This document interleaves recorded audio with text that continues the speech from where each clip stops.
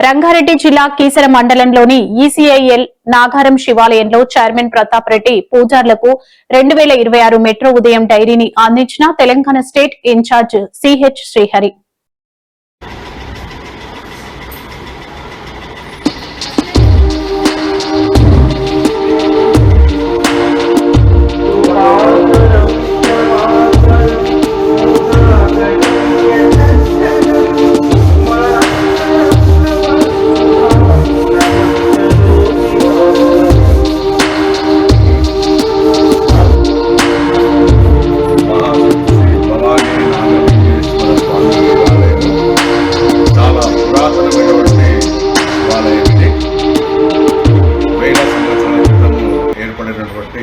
శివాలయం ఇది.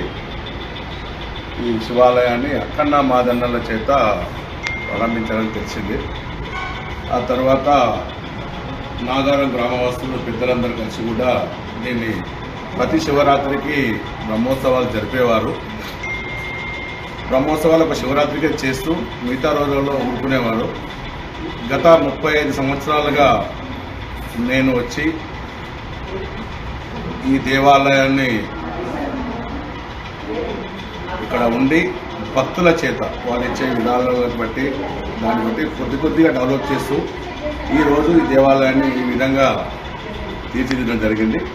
ఈ దేవాలయం ప్రాముఖ్యత ఏంటంటే ఎక్కడి నుంచో చాలామంది భక్తులు వస్తూ ఉంటారు. వారు వచ్చి చెప్తూ ఉంటారు మాకు, మేము ప్రతి సంవత్సరం ఇక్కడికి వచ్చి దండం పెట్టుకుని వెళ్తూ ఉంటాం, మాకు ఎన్నో కోరికలు తీరాయి అని చెప్పి భక్తులు అంటూ ఉండేవారు. అదేవిధంగా గత 7 సంవత్సరాల నుంచి మాత్రం భక్తులు చాలాగా రావడం జరుగుతుంది. విశేషం ఏంటంటే ఈ మహాశివరాత్రి సందర్భంగా 5 రోజుల ముందు ఈ రోజే మేము కలశ స్థాపన ఏర్పాటు చేశాం. ఈ రోజు నుండి మంగళవారం అమావాస్య రోజు కళ్యాణం వరకు 5 రోజుల ఉత్సవాలు చేయడం జరుగుతుంది. ఈరోజు కలశ స్థాపన చేయడం జరిగింది.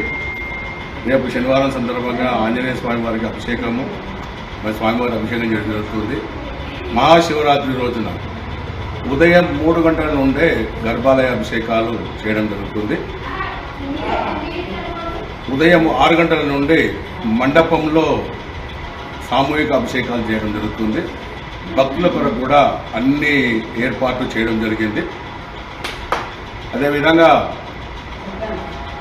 సోమవారం రోజు తెల్లారి ఆదివారము సోమవారం మళ్ళీ నెక్స్ట్ డే వచ్చింది కాబట్టి ఆ రోజు కూడా స్వామివారికి అభిషేకము మరియు పెద్ద ఎత్తున అన్నదాన కార్యక్రమం. ప్రతి శివరాత్రి కూడా మేము అన్నదాన కార్యక్రమం చేస్తుంటాం. కనీసం 2-3 క్వింటాల రైస్ తోటి భోజనాలు ఏర్పాటు చేయడం జరుగుతుంది. అదేవిధంగా మేము గత 2 సంవత్సరాల నుంచి ప్రతి అమావాస్యకి పార్వతీ పరమేశ్వరుల కళ్యాణం చేయడం జరుగుతుంది దేవాలయంలో. అదేవిధంగా మంగళవారం రోజు అమావాస్య సందర్భంగా స్వామివారి కళ్యాణం చేసి అదేవిధంగా మళ్ళీ భక్తులకు అన్నప్రసాదం ఏర్పాటు చేయడం జరుగుతుంది. ఇది దేవాలయంలో ముఖ్యంగా ఏంటంటే శివరాత్రి కాకుండా మరి ముఖ్యమైన దినాలలో కూడా ప్రతిరోజు కూడా ఏ దేవాలయంలో కూడా మన అర్చకుల ద్వారా భక్తులకు గోత్రనామాలు ఎటువంటి టికెట్స్ ఉండవు. వారికి మేము అర్చకుల ద్వారా ఇక్కడ ఈ కార్యక్రమాలన్నీ కూడా ఏర్పాటు చేయడం జరుగుతుంది. కూడా తీసుకోవడం లేదు.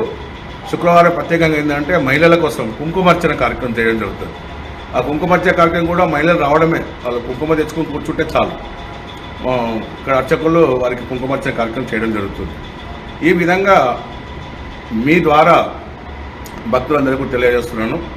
ఈ కార్యక్రమాలన్నీ ఉన్నాయి కాబట్టి భక్తులకు కూడా ప్రతి ఒక్కరు కూడా విచ్చేసి ఈ యొక్క కార్యక్రమంలో పాల్గొని మరి స్వామివారి కృపకు పాత్రుడై మరి స్వామివారి ఆశీర్వాదం పొందాలని కోరుతున్నాను.